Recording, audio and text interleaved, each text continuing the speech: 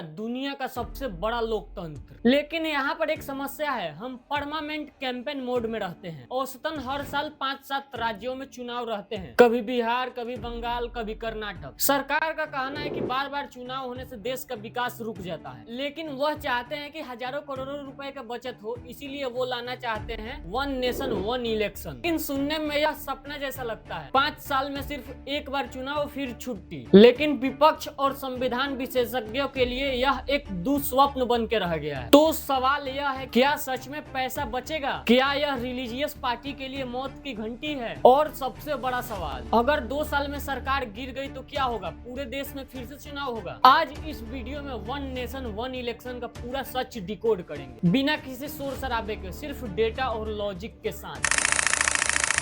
बहुत लोगों को लगता है कि यह मोदी सरकार का नया आइडिया है, लेकिन गलत। 1952, 1957, 1962 और 1967 भारत के पहले 4 आम चुनाव एक साथ ही हुए हैं, लोकसभा और विधानसभा का। लेकिन तब और अब में एक बहुत बड़ा फर्क है। उस समय केंद्र और राज्य में सिर्फ एक ही पार्टी थी, कांग्रेस। उस समय विपक्ष कमजोर था और सरकार अपना 5 साल का कार्यकाल पूरा करती थी। लेकिन 1967 के बाद यह साइकिल टूट गया, क्योंकि गठबंधन की राजनीति शुरू हुई, सरकारें गिरने लगी और आर्टिकल 356 का यूज करके सरकारों को बर्खास्त किया जाने लगा। 1970 में इंदिरा गांधी ने लोकसभा चुनाव समय से पहले ही करा दिए। तब से देश का चुनावी कैलेंडर पूरी तरह से बदल गया और आज 50 साल बाद मोदी सरकार वापस उस चुनाव सिस्टम को लाना चाहते हैं। लेकिन क्या यह मुमकिन है? सबसे बड़ा तर्क दिया जाता है कि पैसा बचेगा। 2019 के चुनावों में लगभग 60,000 करोड़ रुपए खर्च हुए। तो सरकार का कहना है कि सभी चुनाव एक साथ होंगे तो सिक्योरिटी फोर्स और लॉजिस्टिक की खर्चा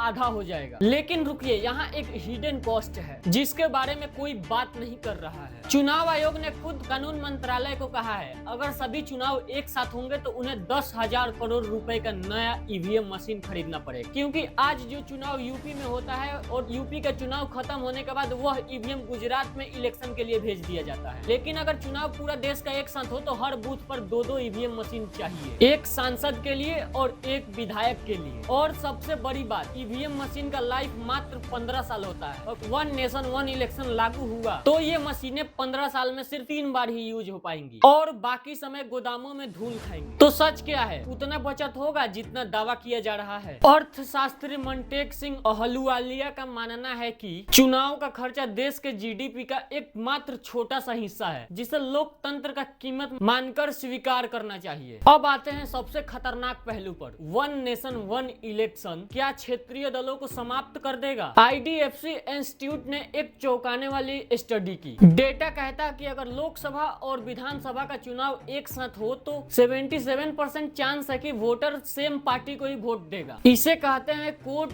टेल इफेक्ट। अगर देश में कोई नेशनल वेव है तो वह क्षेत्रीय मुद्दे को भूलकर सेम पार्टी के विधायक को भी वोट दे देगा। इसका ताजा उदाहरण है ओडिशा का 2024 चुनाव। वहां लोकसभा और विधानसभा का चुनाव एक साथ हुआ। उसका नतीजा नवीन पटनायक जैसे धुरंधर नेता भी हार गए। क्यों? क्योंकि वोटर्स ने केंद्र में बीजेपी को चुना और फ्लो में राज्य में भी सभी ने बीजेपी को वोट दे दिया। सोचिए अगर यही तमिलनाडु या बंगाल में हुआ तो क्या हो? क्षेत्रीय मुद्दे राष्ट्रीय शोर शराबे में दब जाएंगे। छोटी पार्टियों के पास बड़ी नेशनल पार्टियों जितना फंड नहीं होता है कि वह अपना मैसेज आप तक पहुंचा सके। लेकिन सबसे बड़ा सवाल अभी भी बाकी है। मान लीजिए 2029 में देश का चुनाव हो गया, सब ठीक चल रहा है, 2031 में सरकार गिर गई या गठबंधन टूट गया तो क्या होगा? रामनाथ कोविंद कमेटी ने एक अजीब समाधान दिया, अनएक्सपायर्ड टर्म। मतलब अगर 2 साल बाद सरकार गिर गई और नई सरकार बनी तो वो सिर्फ 3 साल के लिए ही बने, 5 साल के लिए नहीं। आप खुद सोचिए, कौन सा विधायक करोड़ों खर्च करके 2-3 साल के लिए चुनाव लड़े? क्या यह सिस्टम को और ज्यादा अस्थिर नहीं बना देगा? और क्या अनुच्छेद 356 का डर दिखाकर राज्य सरकारों को केंद्र के साथ चलने के लिए मजबूर किया जाएगा? तो निष्कर्ष क्या है? अगर प्रशासनिक नजरिए से देखें, वन नेशन वन इलेक्शन एक शानदार आइडिया है। अफसरों का काम कम होगा, बार बार आचार संहिता नहीं लगेगा। लेकिन लोकतंत्र का मतलब सिर्फ एफिशिएंसी नहीं है, लोकतंत्र का मतलब है लोगों का आवाज। और हम पैसे बचाने के चक्कर में अपने फेडरल स्ट्रक्चर को कमजोर कर देंगे। जहाँ तमिल, बंगाली, मराठी वोटर अपने स्थानीय मुद्दे पर सरकार चुनता है, इसकी कीमत पैसे से कई गुना ज्यादा है। अमेरिका और ब्रिटेन का सिस्टम भारत पर नहीं थोपे जा सकते क्योंकि हमारी विविधता उनसे कई गुना ज्यादा अलग है। और सबसे बड़ा सवाल, क्या आप थोड़े से पैसे बचाने के लिए अपने स्थानीय मुद्दे को राष्ट्रीय लहर में खो देने के लिए तैयार हैं? नीचे कमेंट में बताइए, क्या वन नेशन वन इलेक्शन सही में भारत के लिए जरूरी है? अगर वीडियो पसंद आया हो तो लाइक, शेयर और सब्सक्राइब करें। जय हिंद।